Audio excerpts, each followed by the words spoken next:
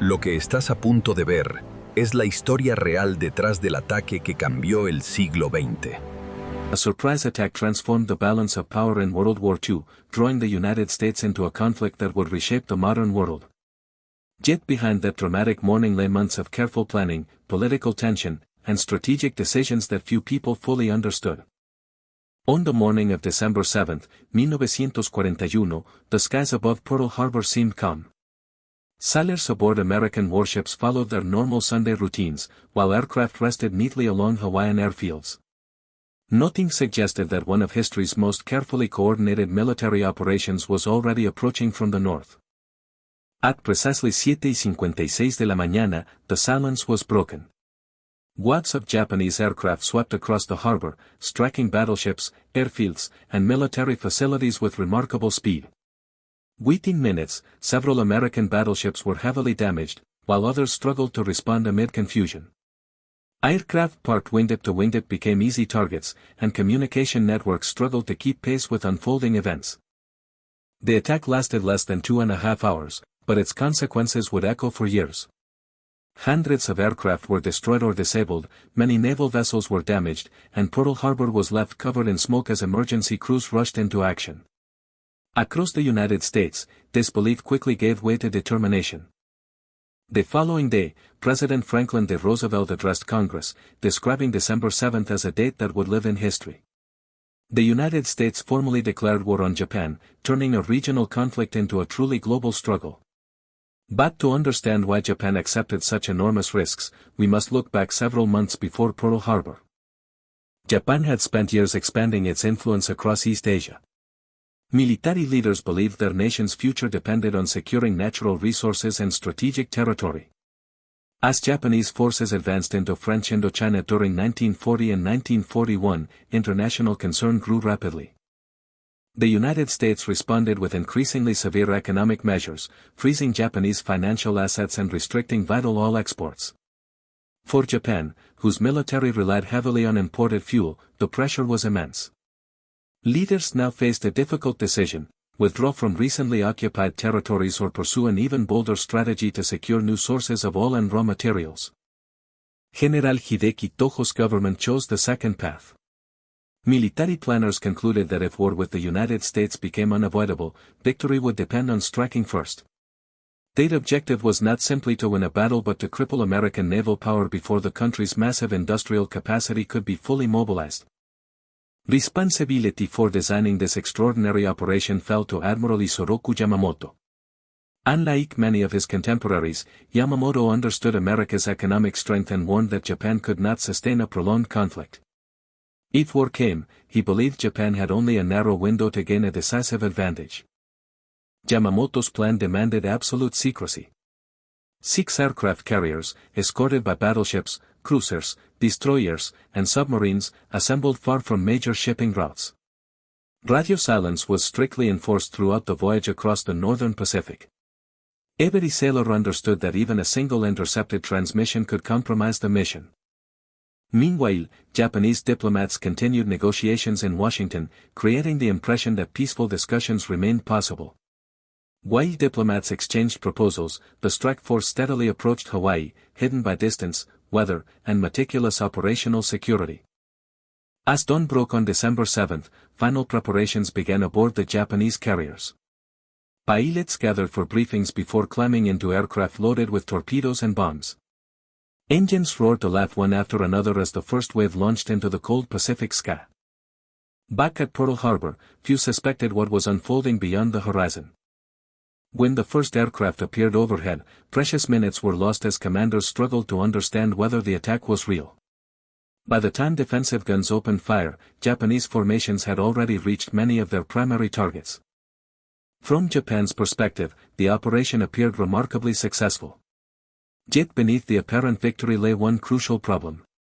America's aircraft carriers, the true future of naval warfare, were not in Pearl Harbor that morning. They escaped completely untouched. That unexpected absence would soon prove far more significant than anyone could have imagined, setting the stage for a dramatic struggle across the vast Pacific Ocean, where the next decisions would determine whether Japan's early triumph could become lasting victory, or the beginning of an unstoppable American comeback. Although Pearl Harbor shocked the world, Japan's leaders believed the attack had achieved exactly what they needed. They expected the United States to require years to rebuild its Pacific fleet. That window, they hoped, would allow Japan to seize a vast defensive empire stretching across Southeast Asia and the Pacific before America could respond. The offensive began almost immediately. Even as smoke still drifted over Pearl Harbor, Japanese forces launched coordinated operations across the region. Their strategy relied on speed, surprise, and careful planning. Rather than fighting one long campaign, they struck multiple targets at nearly the same time, overwhelming defenders before reinforcements could arrive. One of their first major objectives was Malaya, then under British control. Japanese troops landed along the northeastern coast while additional forces advanced through neighboring Thailand. The defenders expected any invasion to come from the sea, but instead faced a highly mobile army moving rapidly through dense jungle terrain that many believed was nearly impossible to cross. The campaign exposed dangerous assumptions. British commanders had underestimated both Japanese training and their ability to fight in difficult environments. Unseen by bicycles, light equipment, and carefully coordinated air support, Japanese troops advanced at remarkable speed, bypassing strong defensive positions and forcing repeated Allied withdrawals. As the land campaign gathered momentum, another dramatic event unfolded at sea. Britain dispatched two of its most powerful warships, Prince of Wales and Repulse, to intercept Japanese invasion forces. Without sufficient air cover, the ships soon came under attack from Japanese naval aircraft. Within hours, both vessels had been lost, demonstrating that even the most heavily armed battleships were increasingly vulnerable to modern air power. The loss sent shockwaves throughout the Allied world. For decades, battleships had symbolized naval supremacy. Now aircraft carriers and military aviation were proving that the nature of naval warfare had fundamentally changed. Japanese forces continued driving south toward Singapore, long regarded as Britain's strongest fortress in Asia. Massive coastal guns protected the island against attack from the sea, but few expected a determined assault from the north through the Malayan Peninsula. As Japanese troops closed in, relentless air raids disrupted communications and weakened defensive positions. Supplies became increasingly difficult to organize, while civilian evacuations added further pressure to an already strained command structure. Despite having a significantly larger defending force, British commanders struggled to coordinate an effective response. Weeks of continuous retreat had reduced morale, and Japanese units maintained the initiative at every stage of the campaign. In February 1942, Singapore surrendered. The fall of the city stunned the world. One of the British Empire's most important military bases had collapsed in just weeks, delivering Japan one of its greatest strategic victories. Across Asia, the balance of power appeared to shift almost overnight. Yet Singapore was only one part of a much larger offensive.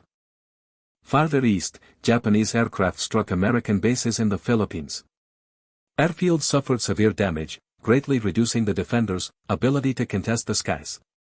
Soon afterward, Japanese troops landed in force and began advancing toward Manila. American and Filipino soldiers fought determined delaying actions, eventually withdrawing to the Bataan Peninsula. There they hoped to hold out until reinforcements arrived from across the Pacific. But relief never came. As supplies dwindled and Japanese pressure increased, Allied resistance gradually weakened. After months of difficult fighting, organized defense became impossible, and the remaining forces surrendered. It marked another painful setback for the United States during the opening months of the Pacific War. At nearly the same time, Japanese armies pushed into Burma, threatening one of the Allies' most important supply routes to China. British and Commonwealth forces attempted to slow the advance but faced overwhelming logistical challenges. Within weeks, Japanese troops captured Rangoon, forcing another Allied withdrawal and extending Japan's growing sphere of control. By the spring of 1942, Japan had assembled an extraordinary string of victories. From Hong Kong to Singapore, from the Philippines to Burma, vast territories had fallen in rapid succession. The empire now controlled valuable ports, airfields, shipping lanes, and access to critical natural resources. To many observers, Japan appeared unstoppable. But beneath these remarkable successes, subtle warning signs were already beginning to emerge. Japanese supply lines stretched farther across the Pacific with every new conquest. Maintaining such an enormous empire would demand ships, fuel, aircraft, and experienced personnel on a scale that even Japan's impressive military might would struggle to sustain. Across the Pacific, the United States was rebuilding with astonishing speed. Factories expanded production, new warships entered construction, and military planners searched for opportunities to regain the initiative. The next phase of the war would no longer be defined solely by Japan's rapid advances. Instead, both sides were preparing for a series of decisive battles that would determine control of the Pacific, and ultimately change the course of World War II forever. By the spring of 1942, Japan stood at the height of its power. Its forces controlled an immense arc of territory across the Pacific, and many believed the momentum of the war could no longer be reversed. Back behind the victories, American intelligence officers were quietly changing the course of history. In a secure room at Pearl Harbor, WWII Navy codebreakers worked day and night analyzing intercepted Japanese communications. Slowly, a clearer picture emerged. Japan was preparing another major offensive, one designed to eliminate America's remaining aircraft carriers and secure complete control of the Central Pacific. One problem remained. Japanese messages repeatedly referred to a mysterious objective known only as AF. American commanders suspected it might be Midway Island, but they needed proof. An ingenious plan was devised. Midway transmitted an uncoded radio message reporting a failure in its freshwater system. Shortly afterward, Japanese communications mentioned that AF was experiencing water shortages. The mystery was solved. Admiral Chester Nimitz now knew exactly where Japan intended to strike. Instead of rushing into a trap, the United States would prepare one of its own. In early June 1942, Japanese forces advanced toward Midway with overwhelming confidence. Their fleet included 4 of the finest aircraft carriers in the Imperial Navy, supported by battleships, cruisers, destroyers, and submarines. The operation was carefully planned, but it relied on one dangerous assumption, that the Americans had no idea what was coming. They were wrong. Hidden northeast of Midway, American carriers waited silently for the right moment. As Japanese aircraft launched attacks against the island, both sides searched desperately across thousands of square miles of open ocean. For hours, uncertainty dominated the battle. Then everything changed. American torpedo squadrons attacked first. Flying outdated aircraft and facing determined fighter opposition, they suffered devastating losses. Yet their sacrifice achieved something commanders could never have fully predicted. Japanese fighters descended to low altitude to intercept them, leaving the skies above the fleet briefly exposed. Moments later, American dive bombers arrived. In just a few extraordinary minutes, bombs struck 3 Japanese aircraft carriers almost simultaneously. Flight decks crowded with fueled aircraft and munitions were thrown into chaos. Fire spread rapidly, and the heart of Japan's naval striking force was crippled before many crews even realized what had happened. One carrier, Edu, survived the initial attack and launched a determined counterstrike that seriously damaged the American carrier Yorktown. But the advantage was temporary. Later that afternoon, American aircraft located Hiryu and inflicted fatal damage, leaving all 4 Japanese fleet carriers lost. The Battle of Midway became one of the most decisive turning points of World War II. Japan lost irreplaceable pilots, experienced crews, and 4 frontline carriers, losses its industry could not quickly replace. America also suffered painful losses, including Yorktown, but its industrial capacity ensured that new carriers and aircraft were already entering service. For the first time in the Pacific War, the strategic initiative shifted toward the United States. Yet victory at Midway did not end the conflict. Japan still controlled vast territories, and its army remained a formidable force. The next challenge would be to halt Japanese expansion on land while pushing steadily across thousands of miles of ocean. That opportunity came on a little-known island called Guadalcanal. In August 1942, WWII Marines landed to capture an unfinished Japanese airfield that threatened Allied shipping routes to Australia. Although the landing met limited resistance, the battle that followed became one of the longest and most exhausting campaigns of the Pacific War. Both sides poured reinforcements into the island. Fierce naval battles raged offshore, while aircraft contested the skies almost daily. Dense jungle, tropical disease, difficult terrain, and relentless supply problems tested every soldier, sailor, and airman involved. For months, neither side could claim a decisive advantage. Gradually, however, America's growing industrial strength began to make the difference. Fresh troops, additional aircraft, and increasing naval support allowed Allied forces to maintain pressure while Japan struggled to replace experienced personnel and transport supplies across contested waters. By February 1943, Japanese forces withdrew from Guadalcanal. The campaign marked far more than a battlefield victory. It demonstrated that Japan could no longer dictate the pace of the war. From that point onward, Allied commanders increasingly seized the initiative, advancing step by step across the Pacific through carefully planned island campaigns. The dramatic victories that had followed Pearl Harbor were now becoming distant memories. Japan remained a determined and capable opponent, but its ability to recover from major setbacks steadily diminished, while American production continued to expand at an extraordinary rate. The Pacific War was far from over. Some of its most famous battles still lay ahead. But the balance had permanently shifted.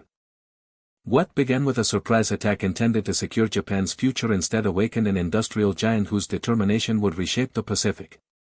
Pearl Harbor, Midway, and Guadalcanal became more than famous names, they formed the turning points of a conflict that transformed naval warfare, altered global power, and changed the course of modern history forever.